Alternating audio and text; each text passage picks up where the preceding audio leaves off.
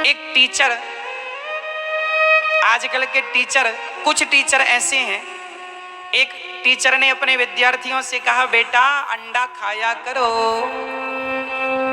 आजकल के टीचर अपने बच्चों से ये कहते हैं अंडा खाया करो, मछली खाया करो। तो एक बच्चे ने पूछ दिया टीचर से, सर हम क्यों अंडा खाएं, क्यों मुर्गी खाएं, क्यों मछली खाएं? तो सर ने कहा कि इसमें प्रोटीन होता है, आपके शरीर को प्रोटीन चाहिए। तो वो टीचर अपने विद्यार्थियों से देखो किस प्रकार वर्गला रहे हैं। वो कह रहे हैं कि इसलिए मांस लोग खाते हैं क्योंकि इसमें प्रोटीन होता है। तो फिर टीचर ने एक दलील दी, जरा सुनिएगा। एक टीचर ने बच्चों से कहा बेटा तुम लोग जो दाल चावल खाते हो वह भी तो जीव है। भाई चावल से भी तो पेड़ तैयार होता है ना, चावल को बो दिया जाए धान को तो उससे भी, तो उसके अंदर भी जीव है, गेहूं के अंदर भी जीव है और अंडे के अंदर भी जीव है। तो टीचर ने बच्चे से कहा चाहे गेहूं खाए कोई या अंडा खाए, कि अंडा खाना, मुर्गी खाना और दाल चावल सब्जी रोटी खाना, इसमें क्या सही है क्या गलत है?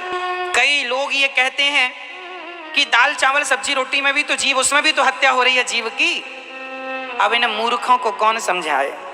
एक बात बताओ, आप एक हाथ से मछली पकड़ो और एक हाथ से गेहूं का दाना पकड़ो और आप दोनों को काटने की कोशिश करो तो कौन तड़पता है और कौन नहीं तड़पता? मछली तड़पती है जबकि गेहूं का दाना नहीं तड़पता, क्योंकि गेहूं का दाना परमात्मा ने हमारे लिए ही बनाया।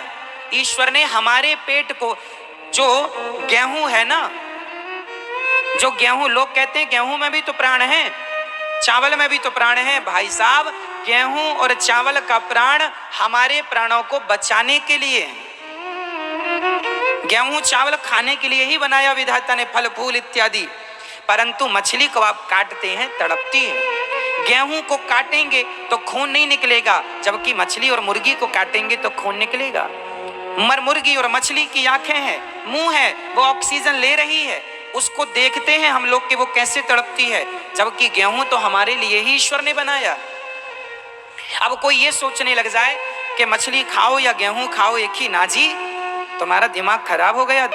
यदि जीव की हत्या लोग करते हैं, आज आप मछली को मार रहे हो, आज आप मुर्गी को मार रहे हो, कल को आपके पिताजी मर गए तो आप तो अपने बाप को भी भूंज के खा लोगे। क्यों? इनका क्या भरोसा, इनकी माँ मर जाए तो माँ को ही तल के खा लें। जो मछली को खा सकते हैं, जो मुर्गी को नहीं छोड़ते, जो जीव की हत्या कर रहे हैं। मछली कितना तड़पती है पानी से निकालने पर, लेकिन आप निर्दयी हैं, दया नहीं आती। मुर्गी के पंख नोच लिए जाते हैं। राम राम राम, कितने निर्दयी कैसे हो सकता? ये मनुष्य का तन पाकर भी तुम्हारे अंदर दया ना जागी तो कई करोड़ों जन्मों तक ईश्वर तुम्हें अब मनुष्य कभी नहीं बनाएगा, तुम इसके लायक ही नहीं हो। ये ईश्वर की सबसे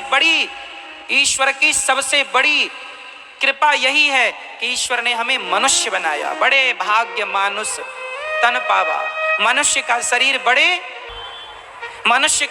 बड़े भाग्य से मिलता है, कथा बड़े भाग्य से मिलती है।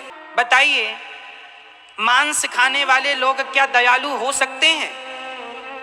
मांस खाए और कहे कि मैं दयालु हूं, दया उसी के अंदर होगी मेरी माँ जो सदा भगवान को भोग लगा के प्रसाद ग्रहण करता है। जो किसी हमारे हिंदुस्तान के हिंदुओं के लिए लिखा है, हमारे सनातनियों के लिए लिखा है, अहिंसा ही परमो धर्मः। हमारे यहाँ चींटी मारना भी पाप है।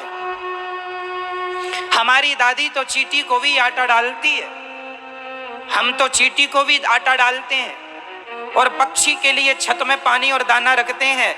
जो लोग पक्षी को दाना पानी रखने वाले लोग हैं, जो चींटियों की भी परवाह करने वाले लोग हैं, वो भला मछली और मुर्गी के प्राण कैसे ले सकते हैं? यदि हम किसी को जीवन दे नहीं सकते तो किसी के जीवन को छीनने का अधिकार हमें किसने दिया? क्या आप मरी हुई मुर्गी को जीवित कर सकती हो मैया?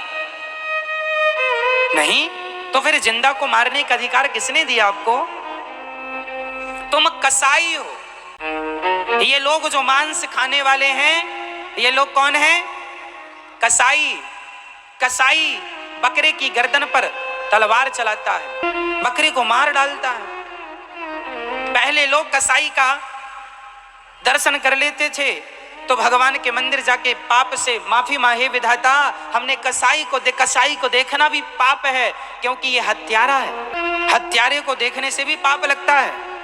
आप लोग कहते हैं महाराज जी प्रोटीन होता है मछली में, अंडे में। भाई साहब मछली और अंडे में ही प्रोटीन नहीं होता, मूंगफली में, सोयाबीन में, दूध में भरपूर प्रोटीन पाया जाता है। हमारे यहाँ खाने के नाना प्रकार के व्यंजन हैं, और किसी की हत्या करके अपनी सेहत बनाना, क्या ये न्याय है? एक राजा बैठे थे न्याय करने, उनकी गोद में एक तोता आके गिर गया। ठीक है, एक राजा, सर्दियों का मौसम था, धूप के आनंद ले रहे थे, बाहर राज दरबार लगा था, प्रजा खड़ी थी, तभी उनकी गोद में एक बहेलिए का तोता आके गिर गया। नाम था शिवी। राजा का नाम क्या है? शिवी। शिवी नाम के राजा बैठे थे, उनकी गोद में कबूतर आके गिरा। तो राजा ने कबूतर को हाथ में ले लिया, कबूतर टुकुर टुकुर देखने लगा। तब वहां पर वो बहेलिया आ गया जो कबूतर को जंगल से पकड़कर ले जा रहा था खाने के लिए। बहेलिया बोला, राजा हमारा कबूतर दे दो। राजा ने कहा, तू क्या करेगा? बोले, मैं इसे मार डालूंगा। राजा ने कहा, ना बेटा, ये मेरी शरण में आया है तो इसकी रक्षा करना मेरा धर्म है, मारने वाले से बचाने वाला बड़ा होता है, इसलिए इसकी रक्षा मैं करूंगा, मेरा धर्म है। बहेलिए ने कहा, महाराज ये मेरा कबूतर उड़ के आपकी गोद में आ गया, आप राजा हैं, न्याय कीजिए, मेरा कबूतर है। चलो कबूतर नहीं दे सकते तो कबूतर के बराबर का मांस हमें दे दो, हम उसको खाएंगे। राजा ने तराजू बांधी, एक पलड़े पर कबूतर को बिठाया और दूसरे पलड़े पर मांस लाया। कहां से लाएगा भाई? मांस कहीं से लाए, किसी को तो मारना पड़ेगा। तो राजा इतना धर्मात्मा था कि राजा बोला, मैं किसी को नहीं मारूंगा, किसी को मारने से पाप लगेगा। राजा ने अपनी जंघा काट दी, जांघ, अपनी जांघ तलवार से काट के अपना मांस रखा, तो कबूतर का वजन ज्यादा हो गया। दूसरी जंघा का मांस काटा, फिर भी कबूतर का वेट ज्यादा। अपना पेट का मांस काटा, फिर भी कबूतर का, अपना पांव काट दिया। ये इतिहास में, हमारे वेद पुराणों में शिवी की कथा बहुत प्रसिद्ध है।